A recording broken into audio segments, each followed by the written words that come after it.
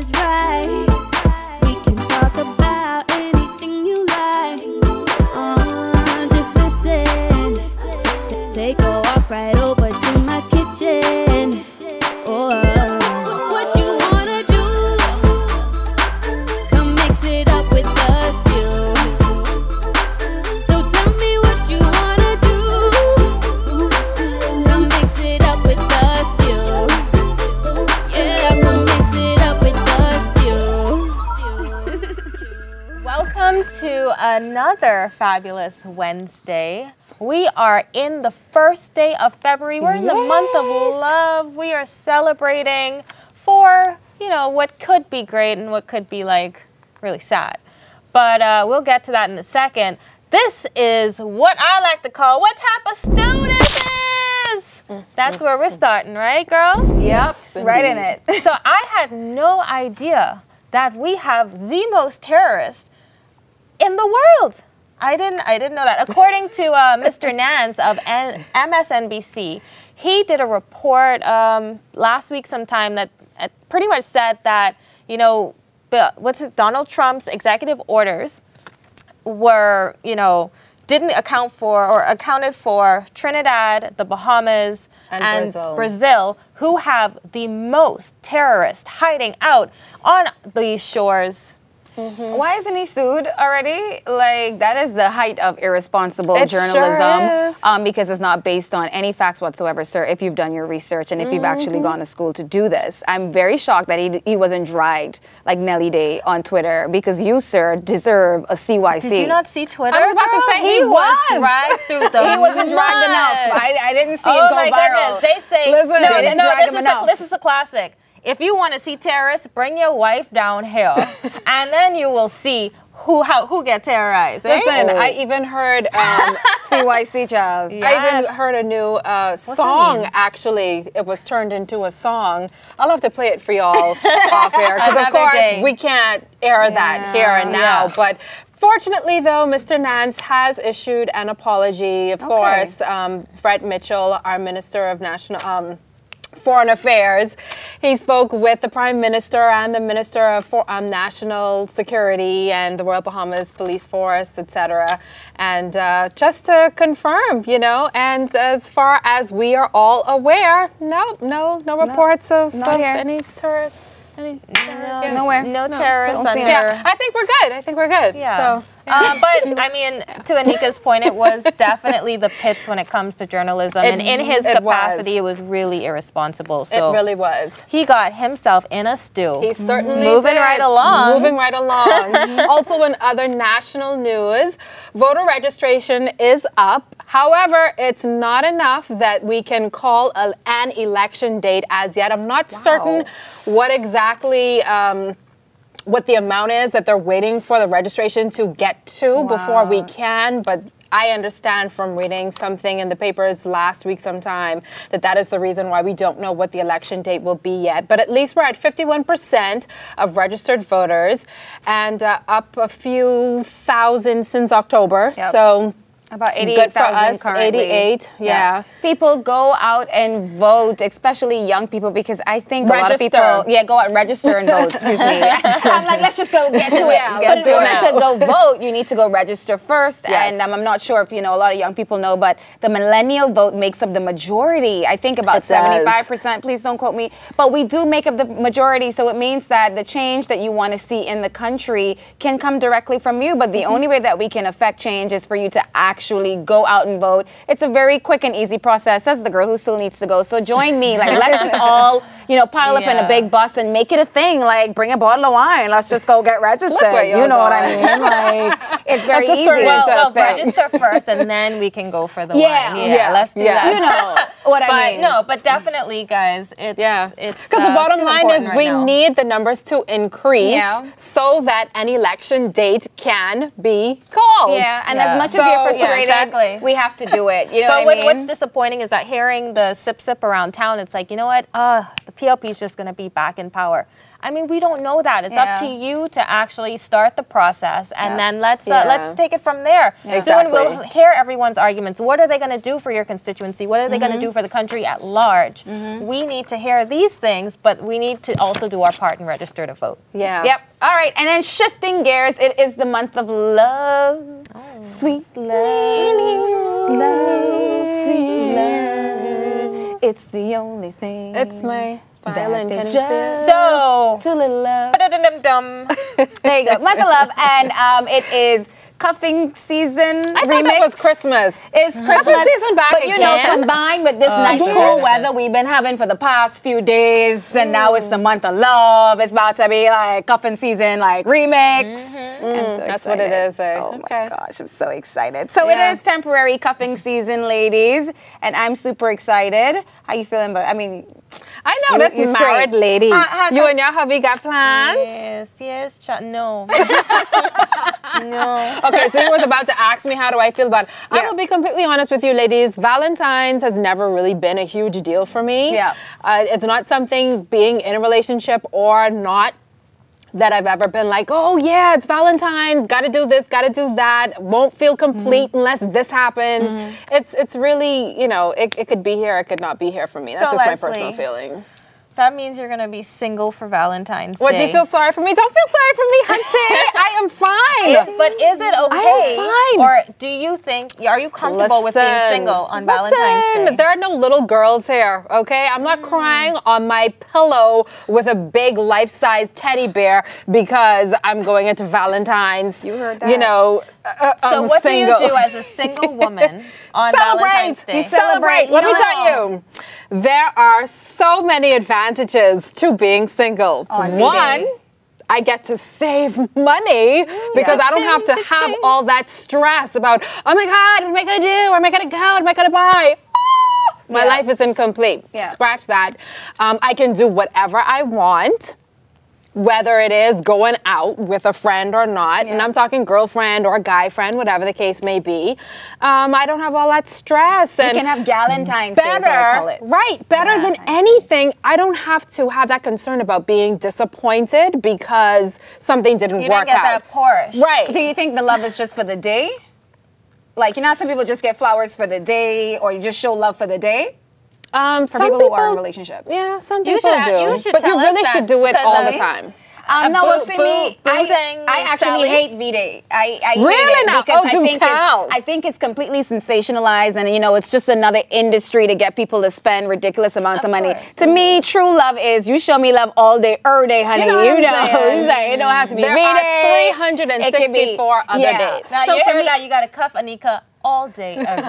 Yeah, cuff me all day, every day, honey. Yeah, like I don't need V-Day. I actually absolutely hate it. Please, I actually like detest getting flowers that work on V-Day. I detest the whole dressing up in red and white. Don't make no dinner reservation. Don't propose to me on V-Day. I can be mad. Ooh, somebody Don't please you do that. propose to Nico on Valentine's, please. You hear me? Let me get on one knee, guys. Don't play with me. Don't play with me. You've been warned. I'm surprised that is your I hate take on it. I think it's cheese fest gone to bed, and I hate everything cheesy. You know what? I mean, nothing wrong with a nice little dinner. Yeah, it's Valentine's Day. However, I mean, it's no different than going out on a Saturday night. Though, for you and your husband having been together so long, has it ever been a big deal for the both of you? Like, you know, is that a part of your relationship? You realize Christmas just ended? Okay, enough said. Let's move on. I love that. Well, would you ask your friend out on V-Day, Les? You said your What, you mean like a guy friend? Oh, your guy friend. Oh, yes, of course. Again, it's all about being mature, being confident with yourself as an individual. I have no problem whatsoever with approaching a gentleman and asking him, hey, will you be my Valentine? If I should decide, yeah, there's nothing wrong with that. Oh, it's like we're in high school again. It's so Now, sweet. if we're talking about going a little further, you know, it's a little some It just got extra. real hot and heavy. So in that, Those are on some that note, parameters Les, that, you know, have to be discussed and Well, arranged.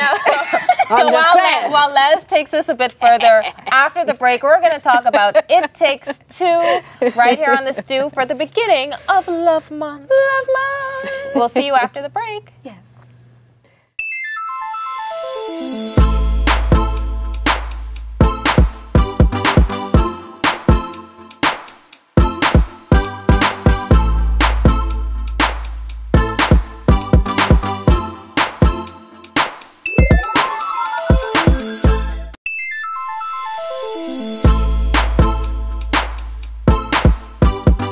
It is officially the month of love, the time of year when emphasis is placed on couples and relationships. What a better way to talk about it than an upcoming stage play called It Takes Two. Right now, we're going to be joined by the director and writer and executive producer. Please welcome Antoinette and Raquel. Welcome,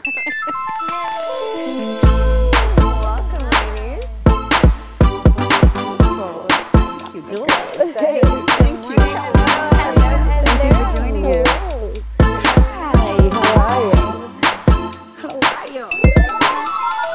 Now, ladies, if you noticed, because I know y'all on a personal level, I didn't call your whole government name. But feel free to officially introduce yourselves to everyone. You are?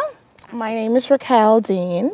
And you're the writer and executive producer of It Takes Two, and Antoinette. I'm Antoinette Knowles. Yes, I'm the director for this. Now, you ladies are no strangers to theater and putting on plays, actors. Now, the roles have changed a bit. You're stepping into the spot of director. I am. You are writing. Let's talk about your process, going from acting to now writing. And then we'll talk to you, Antoinette. Well, I always had a passion for writing from the age of 10. And I started off writing poetry and eventually evolved into writing stories. You know, we all exaggerate, we all have that imagination. And then it metamorphosized into stage plays. Nice. And here you are writing your second stage play. So tell us about the play.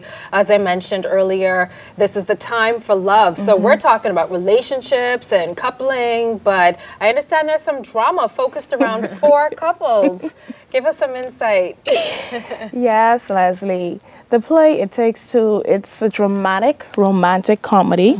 Okay. I actually wrote it on a cruise ship, and it's just a funny story. Do you ever felt like when you was writing something, like you was laughing as you were writing it? So it's about 4 different couples, and it came at a timely time, like you said, during the month of love. And Antoinette is going to let you know about the 4 different couples. I don't want to give too much away, but she's been a great help as a director. Directing a cast of 17 isn't easy, getting everyone to come together with busy schedules, but she manages to do it well. But I tell us applaud about her. these 4 couples. I'm excited to hear about this. Well, we have 4 couples, like she mentioned earlier. We start with Mosquito and Adriana. Mosquito. He's of African descent. Actually, he is an African. Okay. But I want to leave that because that has a twist to the end that I don't want to give away. Then we have D'Angelo and Lexi.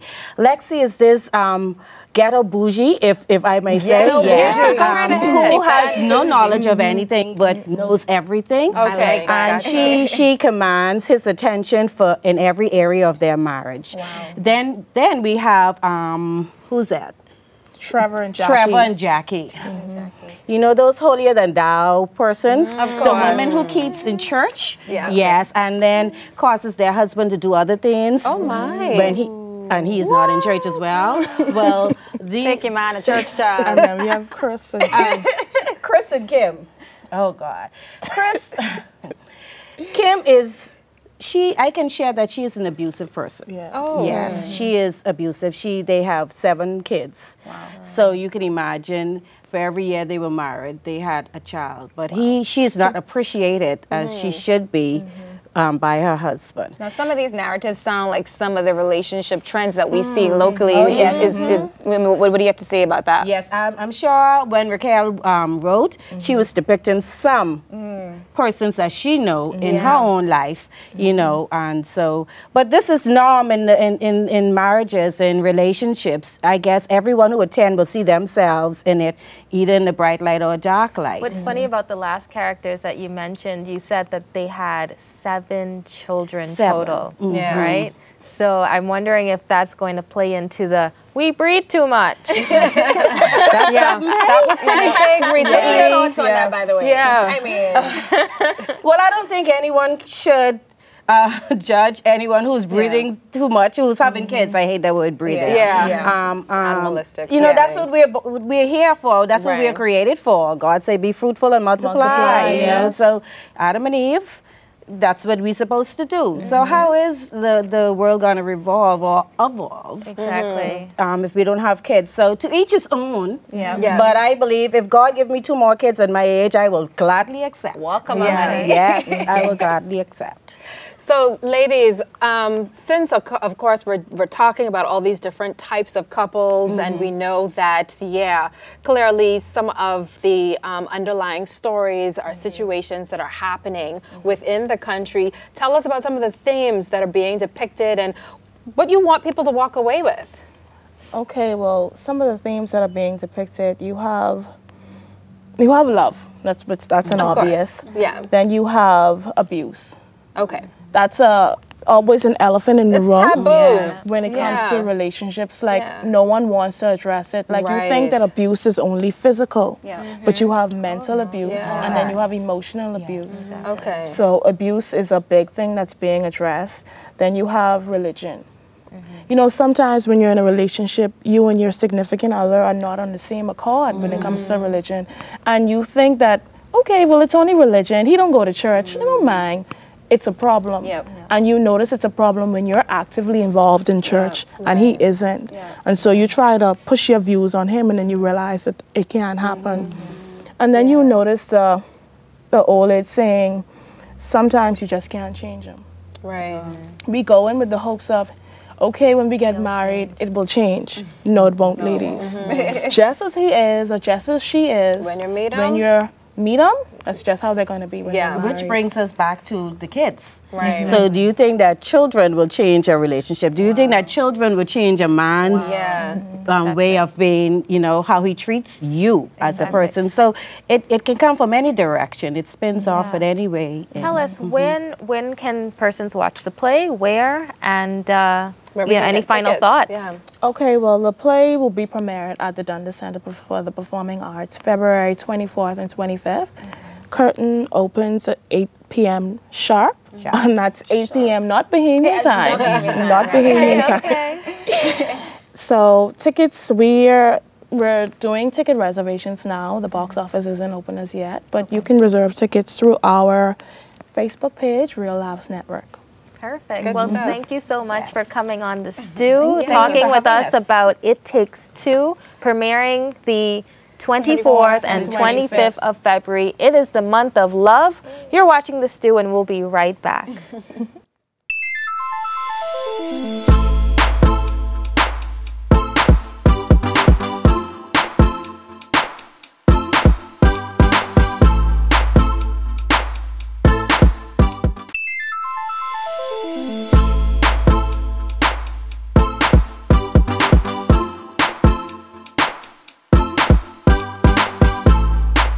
Hey guys, you're watching The Stew, and this is your Style Minute. Now, it is the month of love, and we know that red and white is the traditional color, but here's your style guide to choosing something else to stand out. Be pretty in pink. This color is very close to red, and it gives you an opportunity to show off your sweet, soft, girlish side. Next up, oatmeal isn't so bad. This gives you a great opportunity to play up big, bright colors on your lips, on your shoes, or even on your purse. You can be perfectly purple. Purple is a signature color for royalty, and I mean, you're a queen. So don this color to wow your guy for dinner dates. Of course, you can be whimsical in white. This color is symbolic of purity, and you can play this look up with funky shoes, a great lipstick color, and even really pretty nails. This has been your Style Minute for the month of love. I hope you enjoy your V-Day. I'll see you guys next time.